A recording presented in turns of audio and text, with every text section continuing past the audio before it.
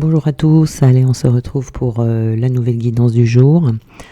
Donc j'espère que vous allez bien. Donc aujourd'hui nous allons faire le tirage avec ces cartes là que je prends pas souvent, hein, vous avez vu, parce que c'est quand même des cartes qui piquent. C'est des cartes de guérison et qui sont assez virulentes, hein, voilà. Donc ne partez pas, restez avec moi. Donc nous allons voir le juge, nous avons quelle est la part de l'ego dans votre tourment, qui es-tu, et la carte de l'espoir. Donc on commence ici avec cette carte du juge. Donc ici, hein, c'est vraiment la carte par excellence du persécuteur qui est en nous. Vous voyez cette petite voix des fois qui vient nous dire du mal de nous.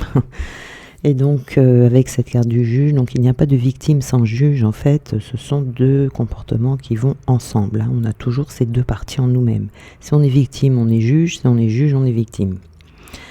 Donc il y a une partie de nous qui est victime, soit des autres, soit de la vie, soit, vous voyez, l'autre qui persécute du coup. Donc les deux vont ensemble. Donc ici, on a cette partie-là du juge, hein, qui va nous entraîner dans des comportements de jugement, donc de condamnation, vous voyez.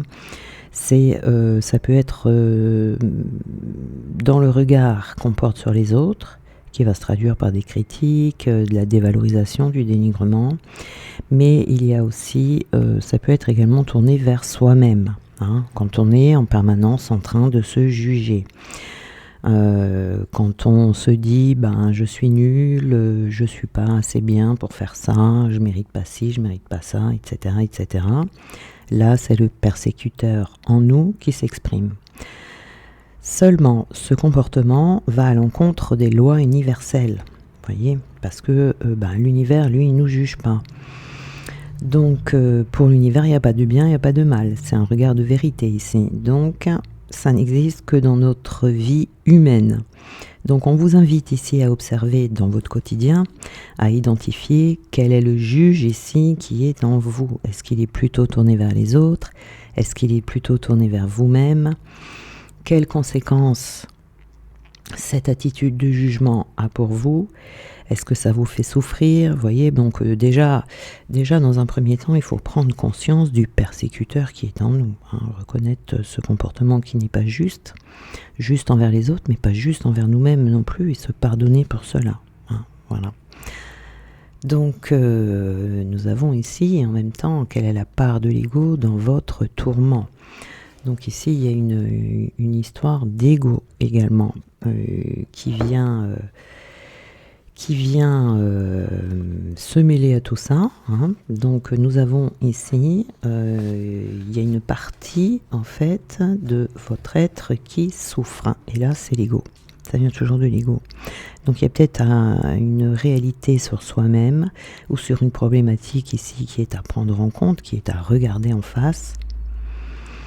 Et dans quelle mesure cet ego vient s'exprimer. Vous voyez, peut-être que si on prend l'exemple par exemple de la vie affective, peut-être que vous tournez en rond, vous avez la sensation d'être bloqué dans votre vie affective et que vous rencontrez toujours des partenaires, soit qui vous font souffrir, comme ça on peut se plaindre, hein, on peut se poser en victime, vous voyez, voilà.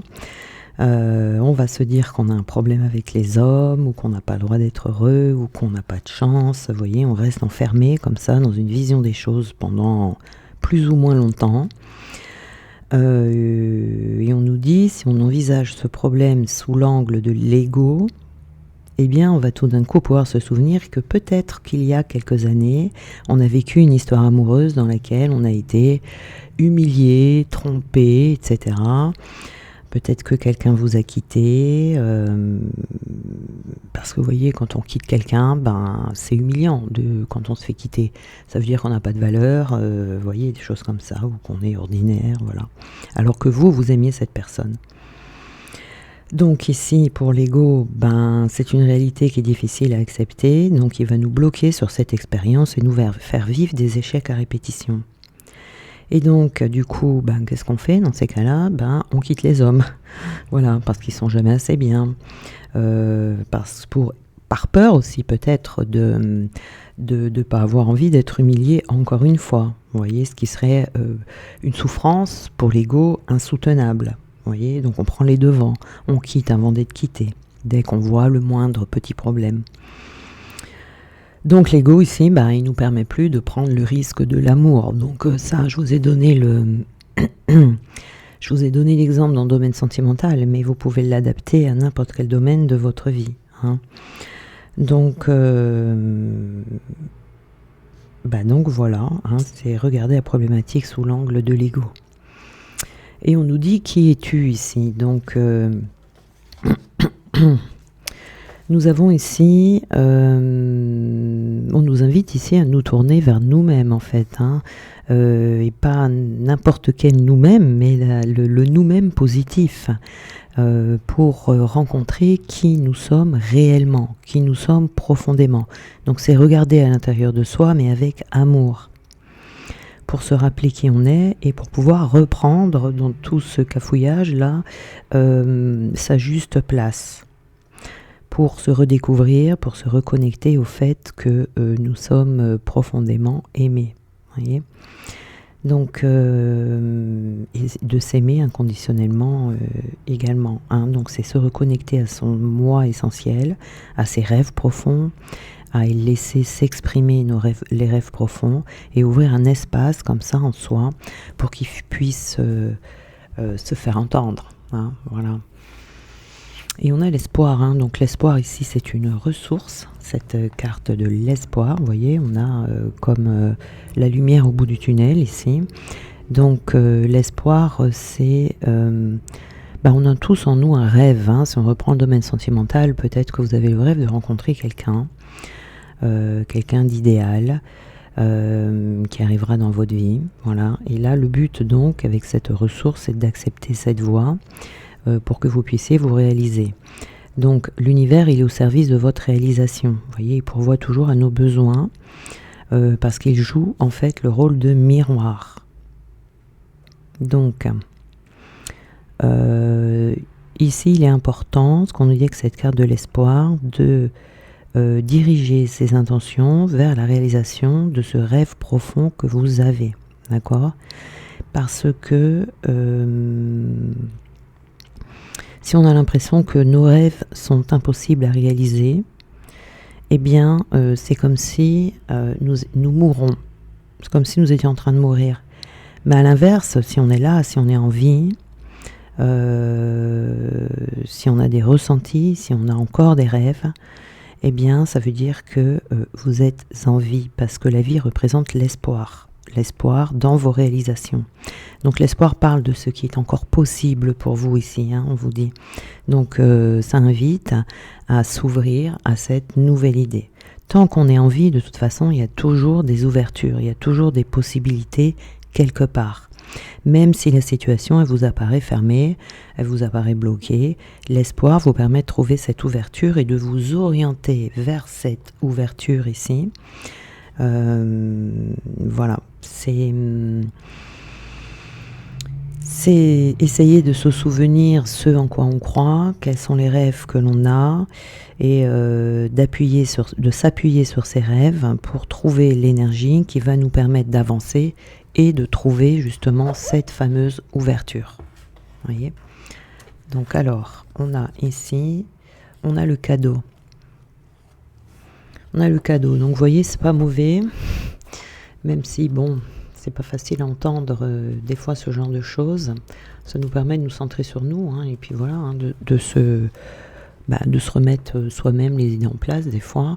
Mais en tout cas, ici, on vous dit le cadeau, on vous dit que le moment est venu de saisir votre chance. Il peut y avoir une récompense ici qui va tomber parce qu'on aura changé de point de vue dans cette situation.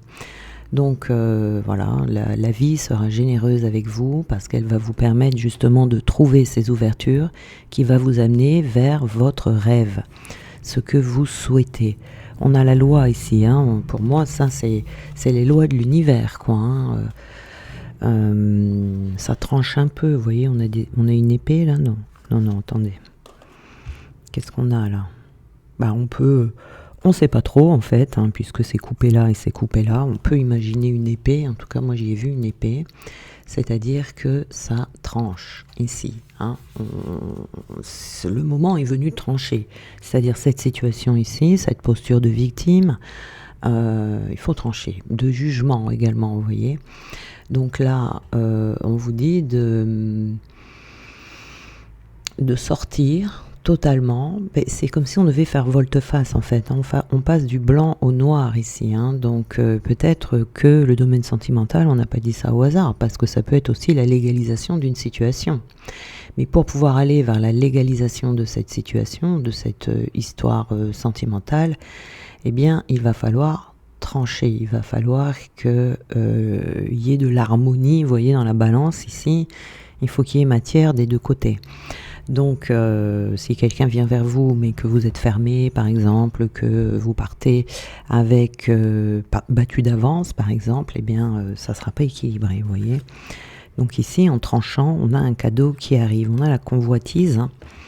Donc il se peut ici que vous ayez ces fameuses ouvertures, qu'elles arrivent, hein, ces ouvertures ici. Hein. Donc le moment est venu ici de s'occuper de soi, parce que il se peut que l'on convoitise quelque chose. C'est cette carte de l'espoir ici qui va faire que ça va venir pour vous. Donc vous pouvez convoiter un travail, un lieu, une personne.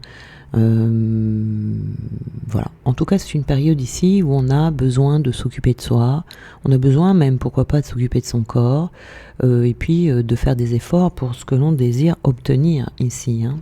Voilà. On trouve des solutions pour son bien-être. On a le printemps. Hein. Donc le printemps, tout le monde sait que c'est le renouveau. Le printemps, vous voyez, il y a des petites fleurs là qui poussent sur les arbres. Les feuilles, les fleurs, etc. Bien, il y a du renouveau qui arrive. C'est une période de démarrage, de nouveau démarrage, surtout sur l'espoir ici. Hein, ça va arriver. Le démarrage, l'apprentissage, on utilise son potentiel et puis on s'ouvre. On s'ouvre aux autres. Donc il y a des rencontres ici, hein, amicales, sentimentales. En tout cas, il y a des ouvertures. On a la résilience ici. Donc on fait preuve de courage, de force, de persévérance.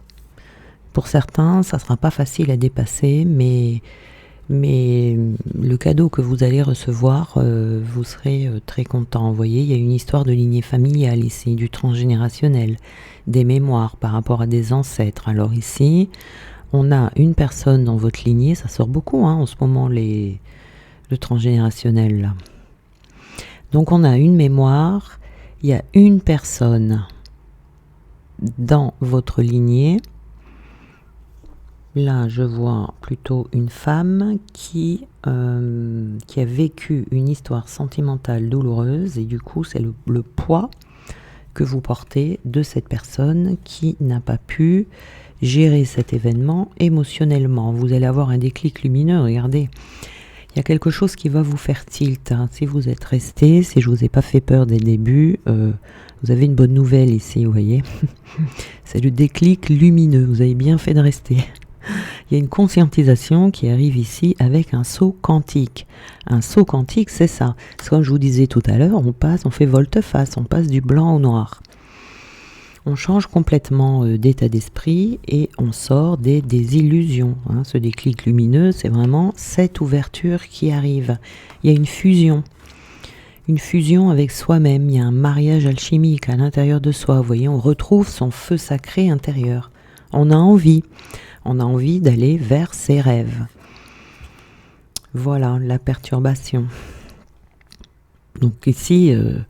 ça peut vous perturber, vous voyez, c'est pour ça qu'on vous dit qu'il faut faire preuve de courage, de résilience, etc. Parce que quand on a les prises de conscience comme ça, ça peut perturber un petit moment. Mais bon, toute libération, toute guérison perturbe de toute façon sur le coup. Après, ça passe. Hein.